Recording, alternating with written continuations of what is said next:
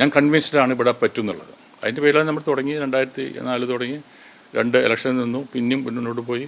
2008 പിന്നെ മാഡമായിട്ടുള്ള ഒരു മീറ്റിംഗ് ഉണ്ടായിരുന്നു, മറ്റേ സോണിയാഗാന്ധി അടുത്ത്.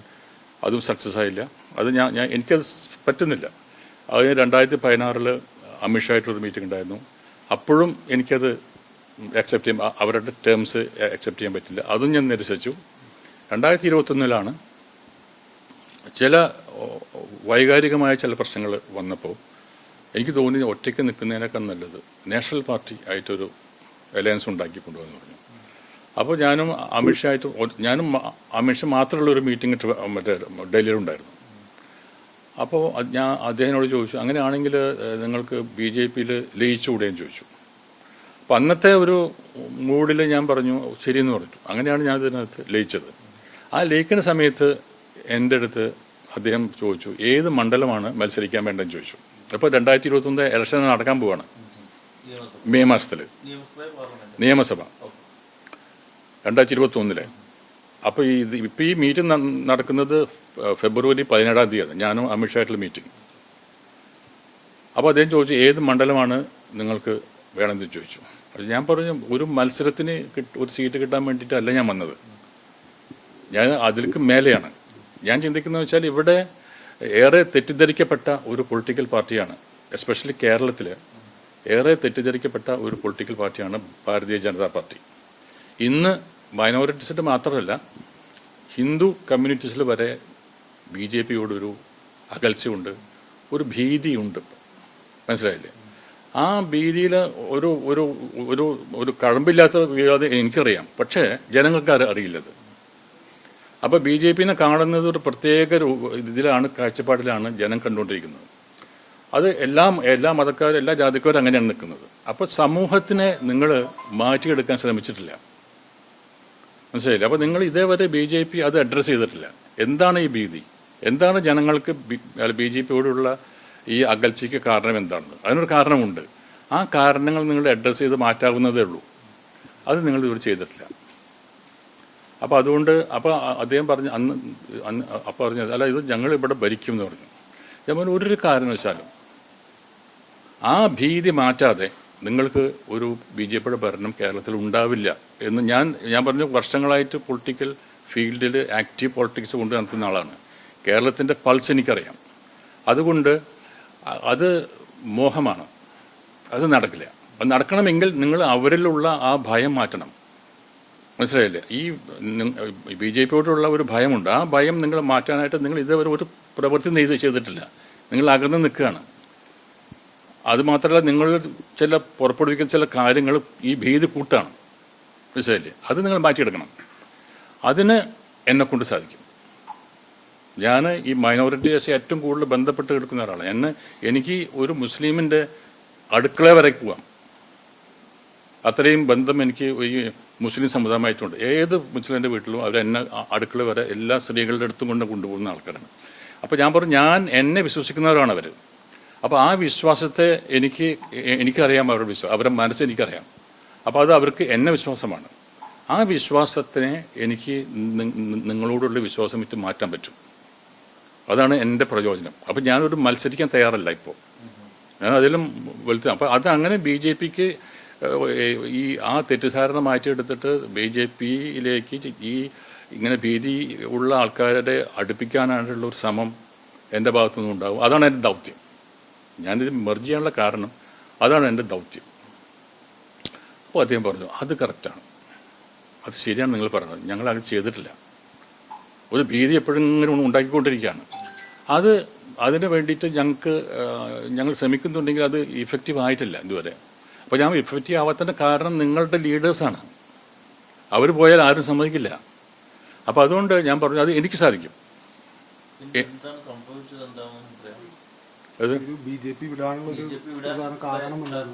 ഞാൻ പറഞ്ഞു വെച്ചാൽ ഇത് പറഞ്ഞാലും നിങ്ങൾക്ക് മനസ്സിലാവുള്ളൂ. ഇതിൻ്റെ ബാക്ക്ഗ്രൗണ്ട് ഇല്ലാതെ ഞാൻ BJPയുടെ എന്തുകൊണ്ടാണ് വിടാൻ കാരണം എന്ന് നിങ്ങൾ ചോദിച്ചാൽ, അപ്പോൾ സമയം എനിക്ക് തരണം. അതായത് ഞാനിത് എക്സ്പ്ലെയിൻ ചെയ്തില്ലെങ്കിൽ ഞാൻ പറയുകയാണ്, ഞാൻ BJP വിട്ടു, എനിക്ക് അവരുടെ താല്പര്യമില്ല എന്ന് പറയാം. അങ്ങനെ പറയുന്ന ഒരാളല്ല ഞാൻ. ഇന്നലെ എൻ്റെ സ്റ്റേജിലത്തെ സ്പീച്ച് കേട്ടോ നിങ്ങൾ? കേട്ടല്ലോ. പ്രശസ്ത ഭാഗമല്ല, ഞാൻ അവിടേക്ക് വരാനായിട്ട് ഒരു 5 മിനിറ്റ് എടുത്തു. പെട്ടെന്ന് ഞാനൊരു സ്റ്റേജിൽ കയറിയിട്ട് പറയാണ്, ഞാൻ ഇന്ന് മുതൽ BJP ഞാൻ സ്ഥാനങ്ങളൊക്കെ ഉപേക്ഷിക്കുന്നു പറഞ്ഞാൽ എന്തായിരിക്കും ആൾക്കാർ വിചാരിക്കുക? എന്നെ അപ്രീഷിയേറ്റ് ചെയ്ത് അവിടെ ഇരിക്കുന്ന ആൾ, ഈവൻ BJP-യിലത്തെ ലീഡേഴ്സ് വരാണ്ട് പറഞ്ഞു, നിങ്ങളത് അവതരിപ്പിച്ച കാര്യങ്ങൾ ഇതുണ്ടല്ലോ, അത് സ്ക്രിപ്റ്റായിരുന്നു. ഞാൻ എടുത്തത് 10 മിനിറ്റാണ്. എൻ്റെ തുടക്കം, നടുവിലൊന്ന് വരണം, ഫൈനൽ ഞാൻ ഒരു ആകാംക്ഷ കൊടുത്ത്, എക്സൈറ്റ്മെൻറ്റ് കൊടുത്ത്, വെയിറ്റ് ചെയ്യിപ്പിച്ചിട്ട് അവസാനം പറഞ്ഞപ്പോൾ എല്ലാവരും കൺവിൻസ്ഡായി. അപ്പോൾ ഞാൻ ഇത്രയും പറഞ്ഞ ആളാണ്, നിങ്ങൾക്ക് എന്നെ മനസ്സിലാക്കാൻ പറ്റൂ.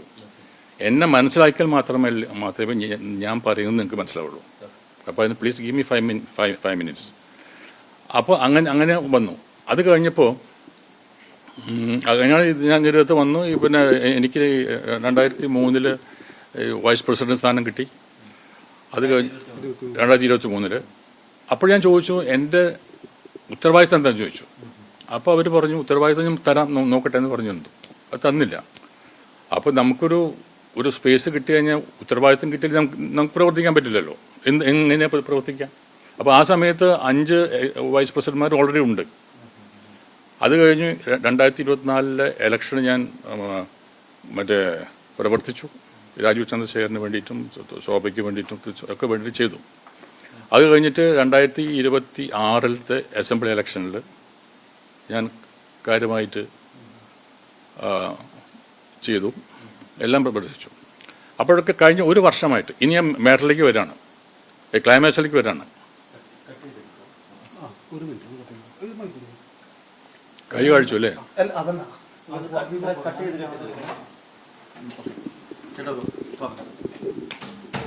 അപ്പോൾ ഈ 2026 ഇലക്ഷൻ കഴിഞ്ഞു. അപ്പോൾ അവിടെ ഒരുപാട് പ്രശ്നങ്ങളുണ്ടായിരുന്നു, ഒരുപാട് കാര്യങ്ങളുണ്ടായിരുന്നു. ഒരു വാടാനപ്പള്ളിയിലത്തെ അതൊക്കെ ഉണ്ടായിരുന്നു. അതൊക്കെ ഞാൻ ശക്തമായി നിന്നു, മനസ്സിലായില്ലേ? വാടാനപ്പള്ളിയിൽ നടന്ന സംഭവം എന്ന് പറഞ്ഞു കഴിഞ്ഞാൽ, ഇന്ന് നിലവിലുള്ള ഒരു രാഷ്ട്രീയ നേതാവും ചെയ്യാത്ത രീതിയിൽ, ശക്തമായ രീതിയിൽ പ്രതികരിച്ച ഒരാളാണ് ഒറ്റയ്ക്ക്. മാർക്സിസ്റ്റ് പാർട്ടിയുടെ ആൾക്കാരും കോൺഗ്രസിൻ്റെ കാര്യങ്ങളും എന്നെ വളഞ്ഞു. പോലീസ് വന്നിട്ട് പോലീസിൻ്റെ ശക്തി പോരാതെ DGP കേന്ദ്ര സേനേനെ അവിടേക്ക് അയച്ചു. എൻ്റെ അടുത്ത് DGP വിളിച്ച് പറഞ്ഞു, ദേവൻ, അവിടെ വലിയൊരു പ്രശ്നം നടക്കും, ഒരു കലാപം ഉണ്ടാവാൻ ചാൻസ് ഉണ്ട്, അവന് സൂക്ഷിക്കണമെന്ന് DGP എൻ്റെ അടുത്ത് വിളിച്ച് പറഞ്ഞതാണ്. അപ്പോൾ ഞാൻ അവിടെ പറഞ്ഞു, എൻ്റെ സുരക്ഷ നോക്കാനായിട്ട് ഒന്നും പേടിക്കേണ്ട ആവശ്യമില്ല, പക്ഷെ അവിടെ കലാപം ഇല്ലാതെ നോക്കേണ്ടത് നിങ്ങൾ ചുമതലയാണെന്ന് പറഞ്ഞു. അങ്ങനെ ഇറങ്ങടാ, താഴെ നിന്ന് ഇറങ്ങട എന്ന് പല ശബ്ദങ്ങൾ ഞാൻ കേട്ടുകൊണ്ടിരിക്കുകയാണ്. ബീരു, ദേവൻ, ഇറങ്ങടാന്നൊക്കെ പറഞ്ഞിട്ട് ആകെ പ്രശ്നങ്ങൾ, ശബ്ദം ഞാൻ കേൾക്കുന്നുണ്ട്. ഞാനങ്ങ് ഇറങ്ങി ചെന്നു, ക്രൗഡിലേക്ക് കയറങ്ങ് ചെന്നു. അപ്പോഴേക്കും പോലീസിനെ തടഞ്ഞു. സാറേ, ഇപ്പോൾ ഇവിടെ പോയി കഴിഞ്ഞാൽ എന്തെങ്കിലും ഒരു ചെറിയൊരു സമോഷൻ ഉണ്ടായിക്കഴിഞ്ഞാൽ അത് വലിയ കാരണം അത് BJP-യിലത്തെ ഒരു ഗ്രൂപ്പ് അവിടെ നിൽക്കുന്നു, ഇവിടെ ഒരു കമ്മ്യൂണിസ്റ്റുകാരൊരു അണികൾ, ഇവിടുത്തെ കോൺഗ്രസിൻ്റെ അണികളാണ്. എന്തെങ്കിലും ഒരു ചെറിയ ഒരു കല്ല് വന്ന് വീണാൽ അത് ഇവിടെ ഭയങ്കര ഇതായിട്ട് മാറും. അതുകൊണ്ട് ഇപ്പോൾ എന്നാലും ഞാൻ കറക്റ്റായിട്ട് എൻ്റെ വായ കൊണ്ട് ശരിക്ക് പ്രതികരിച്ചു. അങ്ങനെയൊക്കെ നമ്മൾ ഇത്രയും ആത്മാർത്ഥമായിട്ട് പ്രവർത്തിച്ചിട്ട് അതിനൊരു സ്പേസ് എനിക്ക് കിട്ടുന്നില്ല. അപ്പം ഞാൻ കഴിഞ്ഞ ഒരു 6 മാസമായിട്ട് എൻ്റെ മനസ്സിലുള്ള സംഗതിയാണ്. സ്പേസ് എന്ന് പറയുന്നത് BJP-യുടെ സംസ്ഥാന വൈസ് പ്രസിഡന്റ് എന്ന് പറയുന്ന ഒരു പ്രധാനപ്പെട്ട പോസ്റ്റ് തന്നെയല്ലേ?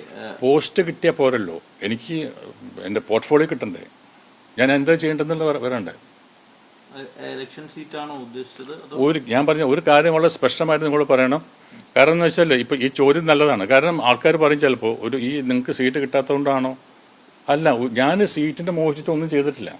സീറ്റിന് മോഹിച്ചിട്ടല്ല ഞാനിവിടെ ഈ BJP-യിൽ ചേർന്നത്. എനിക്ക് സീറ്റൊന്നും, ഞാൻ അതിലും വലുത് നോക്കുന്ന ഒരാളാണ്. എന്ന് വെച്ചാൽ ജനങ്ങൾക്ക് എന്തെങ്കിലും നല്ലത് ചെയ്യാൻ പറ്റുമെന്നുള്ളതാണ്, മനസ്സിലായി? അപ്പോൾ ആ ഒരു മാറ്റം വരുത്തണമെങ്കിൽ ഒരു സീറ്റ് കിട്ടിക്കഴിഞ്ഞാൽ ഞാനങ്ങ് ചുരുങ്ങും. അത് എങ്ങനെയാണെന്ന് ആ മാറ്റം വരുത്താൻ ഉദ്ദേശിക്കുന്ന ഒരു പൊസിഷൻ ആണല്ലോ പറഞ്ഞിട്ടുള്ളത്. എന്താണ് ഉദ്ദേശിക്കുന്നത്? പ്രൊപ്പഗൻഡ സെക്രട്ടറി, അത് എനിക്ക് ഓഫർ ചെയ്തതാണ് അവർ. അതായത് കേരള സ്റ്റേറ്റിൻ്റെ പ്രൊപ്പഗൻഡ സെക്രട്ടറി ആയിട്ട് എനിക്ക് വന്നു കഴിഞ്ഞാൽ ഞാൻ ഓരോ വീടുകളിലും, ഈ എല്ലാ മുസ്ലിംസിൻ്റെ വീടുകളിലും, ഹിന്ദുക്കളുടെ വീടുകളിലും, ക്രൈസ്തവർ വീടുകളിലും ഞാൻ നേരിട്ട് ചെന്നിട്ട് സംസാരിക്കാനുള്ള സ്വാതന്ത്ര്യം എനിക്കുണ്ട്. ഞാനൊരു പ്രൊപ്പഗൻഡ സെക്രട്ടറി ആണെന്ന് പറയണം, അല്ലാണ്ട് വെറുതെ പോയിട്ട് കാര്യമില്ല. ഒരു സംശയം കൂടെ ചോദിക്കട്ടെ, BJP അത്തരത്തിലുള്ള പരീക്ഷണങ്ങളൊക്കെ നടത്തിയതല്ലേ? ഇപ്പോൾ തൃശ്ശൂരാണെങ്കിൽ പോലും ഉദാഹരണമായി പറഞ്ഞാൽ ബിഷപ്പ് ഹൗസുകളിൽ കേന്ദ്രമന്ത്രിമാർ, ബിഷപ്പ് ഹൗസ് ഒന്നും പോയിട്ട് ഒരു കാര്യമില്ല. ബിഷപ്പ് ഞാൻ പറഞ്ഞ ഈ പാർട്ടി ഞാൻ പറഞ്ഞ ഈ മത മേലാക്കന്മാരെ എടുത്തിട്ട് പോയിട്ട് കാര്യമില്ല. ജനങ്ങൾ വേറെയാണ്. അത് ആദ്യം നമ്മൾ മനസ്സിലാക്കണം. ജനങ്ങൾ എന്ന് പറയുന്നതല്ല, വോട്ടേഴ്സ് എന്ന് പറയുന്നത് ഒരു ഒരു ഒരു ഒരു ഒരു സന്യാസിയുടെയോ അല്ലെങ്കിൽ ഒരു മതാധ്യക്ഷൻ്റെയോ ഒരു വാക്ക് കേട്ടിട്ട് വോട്ട് ചെയ്യുന്നവരെല്ലാം കേരളത്തിലെ സംസ്കാരമുള്ള വോട്ടേഴ്സ്, ഇൻഡിപെൻഡൻ്റായി ചിന്തിക്കുന്നവർ. ആര് എന്ത് പറഞ്ഞാലും നിങ്ങളെ ഇന്ന് ഈ പാർട്ടിക്ക് കൊടുക്കുമെന്ന് പറഞ്ഞാൽ അങ്ങനെയൊന്നും മലയാളികളുടെ അടുത്ത് അത് നടക്കില്ല. മലയാളികൾ എന്ന് പറഞ്ഞാൽ എഡ്യൂക്കേറ്റഡ് ആണ്, ബോധമുള്ളവരാണ്. അപ്പോൾ അവർക്കെന്ന് വെച്ചാൽ പേഴ്സണൽ ടച്ച് വേണം. അത് ഞാൻ എൻ്റെ പാർട്ടി കൊണ്ട് നടക്കുന്ന സമയത്ത് പല സ്ഥലങ്ങളിൽ ഞാൻ പേഴ്സണലായിട്ട് പോകാറുണ്ട്. ബി.ജെ.പിയെ സംബന്ധിച്ചുകൊണ്ട് അവർ മുൻപൊന്നും ഇല്ലാത്ത വിധത്തിൽ ഈ തെരഞ്ഞെടുപ്പിൽ നിയമസഭയിൽ വലിയ നേട്ടം ഉണ്ടാക്കി. തിരുവനന്തപുരം കോർപ്പറേഷൻ പിടിച്ചു, 3 MLA-മാരെ വന്നു. അങ്ങനെ പല സ്ഥലങ്ങളിലും പഞ്ചായത്തുകളിലൊക്കെ ഭരണത്തിലെത്തുന്നു. വലിയ തെരഞ്ഞെടുപ്പ് നേട്ടത്തിൽ ജനകീയ അടിത്തറ അവരുടെ വിവരപ്പെടുത്തി വരുന്ന സമയത്താണ് താങ്കൾ അതിനോട് ബന്ധം വേർപിരിയുന്നത്. യഥാർത്ഥത്തിൽ എന്തുകൊണ്ടാണ് പാർട്ടി നേട്ടത്തിലേക്ക് വന്നുകൊണ്ടിരിക്കുമ്പോൾ അതിനെ തള്ളി പറഞ്ഞ് പുറത്തേക്ക് പോരാനൊരു കാരണം? പാർട്ടി നേട്ടത്തിലേക്ക് അല്ല പോകുന്നത്. ഇപ്പൊ 11% വന്നിട്ട് 20% വരെ എത്തിയതാണ് പാർട്ടി. എന്തുകൊണ്ട് 11 വന്നു? അപ്പോൾ മുന്നോട്ട് പോവുകയാണോ കീഴ്പോട്ട് പോവുകയാണോ?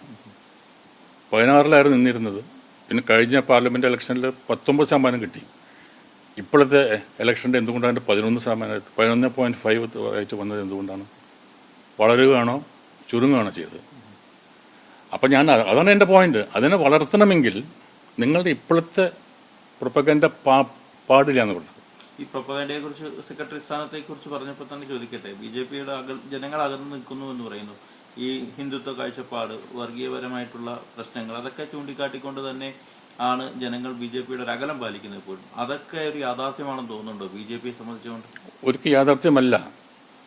അവിടെ ഞാൻ പറഞ്ഞു, അത് മാറ്റിയെടുക്കണം. അതൊരു വിശ്വാസമാണ്. മറ്റുള്ളവർ ആൾക്കാർ അടിച്ചേൽപ്പിച്ച ഒരു വിശ്വാസമുണ്ട്. ബി.ജെ.പി ഭയങ്കര പ്രശ്നമാണ്, RSS പ്രശ്നമാണെന്നല്ല. അത് മാറ്റിയെടുക്കണമെങ്കിൽ അവരുടെ വീടുകളിൽ പോയി അവരുടെ കണ്ണുകളിൽ നോക്കി നിങ്ങൾ സംസാരിക്കൂ. ബി.ജെ.പിക്ക് RSS ഒരു വർഗീയ അജണ്ട ഇല്ല, ഒരിക്കലും ഇപ്പോഴും കരുതുന്നു, ഒരിക്കലും ഇല്ല. പക്ഷെ അതിൽ ചില ആൾക്കാരുണ്ട് പറഞ്ഞാൽ അത് ബി.ജെ.പി അല്ല, അത് ബി.ജെ.പി എന്ന പാർട്ടിയല്ല. ചില ഹിന്ദു എന്ന് പറയുന്ന ചില ആൾക്കാർ ചില പ്രശ്നങ്ങൾ ഉണ്ടാക്കുന്നുണ്ട്. അത് ഞാൻ ഇല്ലയെന്ന് പറയുന്നത്. അവരൊക്കെ മുടക്കണം. നിങ്ങൾ അതൊക്കെ സ്റ്റോപ്പ് ചെയ്യണം. അങ്ങനെ അതായത് വർഗീയത ഉണ്ടാക്കുന്ന ഏതെങ്കിലും ലീഡറാണെങ്കിൽ അവൻ അപ്പം കട്ട് ചെയ്യണം ഓൺ ദി സ്പോട്ട്. ഒരു ഘട്ടത്തിൽ പുതുക്കാട് സീറ്റിൽ താങ്കളുടെ പേര് ഉയർന്നു കേട്ടതാണ്. അവിടെ മത്സരിക്കാൻ പ്രതീക്ഷിക്കപ്പെട്ടതുമാണ്. പോസ്റ്റുകളൊക്കെ സോഷ്യൽ മീഡിയയിൽ ഇറങ്ങുകയും ചെയ്തു. അവിടെ നിന്നൊക്കെ പിന്നീട് എന്ത് അട്ടിമറിയാണ് ഉണ്ടായത്? ആ കാര്യത്തിൽ എന്ത് തീരുമാനം മാറാനും അല്ലെങ്കിൽ അതനുസരിച്ചുള്ള മാറ്റങ്ങൾ? ഞാൻ അതിന്റെ കാര്യങ്ങളിലേക്ക് പോയിട്ടില്ല ഇതുവരെ. കാരണം എനിക്കത് സീറ്റിൽ മത്സരിക്കാനുള്ള താല്പര്യം ഇല്ലായിരുന്നു, മനസ്സിലായില്ല. പിന്നെ പാർട്ടി പറഞ്ഞതുകൊണ്ട് ഞാനത് അക്സെപ്റ്റ് ചെയ്തതാണ്. അപ്പോൾ അത് അവിടെ നടന്നോ ഇല്ലെന്നുള്ളതല്ല. എനിക്ക് അതിനകത്തൊരു അതിനുശേഷം എന്നെ അവർ മാറ്റിയതിന് ശേഷം ഞാൻ ക്യാമ്പയിലുണ്ടായിരുന്നല്ലോ. ഞാൻ അതിനുശേഷം മണലൂർ മറ്റേ നിർമ്മല സീതാരാമൻ വന്നപ്പോൾ കൂടെ ഉണ്ടായിരുന്നു. അങ്ങനെ ചെയ്തിട്ടാണ് ഞാനൊരു ഇലക്ഷനിൽ നിന്ന് MLA ആവാനായിട്ടുള്ള ഒരു ചുരുങ്ങിയ ആവശ്യമായിട്ട് വന്നവനല്ല. ഞാൻ പറഞ്ഞു കേരളത്തിൽ മതസൗഹാർദ്ദം, മതങ്ങൾ നമ്മൾ ഏറ്റവും, കാരണം ശ്രീനാരായണ ഗുരുദേവൻ എന്താ പറഞ്ഞത്? ഒരു ജാതി, ഒരു മതം, ഒരു ദൈവം മനുഷ്യന്. അത് പ്രായോഗികമല്ല, മനസ്സിലായില്ലേ? അത് പ്രായോഗികമല്ല, അത് പ്രാക്ടിക്കലല്ല. അപ്പം വേറൊരു സ്ഥലത്ത് ഗുരുദേവൻ പറയുന്നുണ്ട്, മതമേതായാലും മനുഷ്യൻ നന്നായാൽ മതി. അതാണ് എൻ്റെ മുദ്രാവാക്യം. ശ്രീനാരായണ ദർശനങ്ങളാണ് മുന്നോട്ട് നയിക്കുന്നത്. തീർച്ചയായിട്ടും. അതുകൊണ്ട് SNDPയോ ഈഴവ പാർട്ടിയൊന്നും ആയിരിക്കരുത്. അത് ഞാൻ പാർട്ടിയിലൊന്നും ജാതിയിലൊന്നും ഞാൻ വിശ്വസിക്കുന്നില്ല.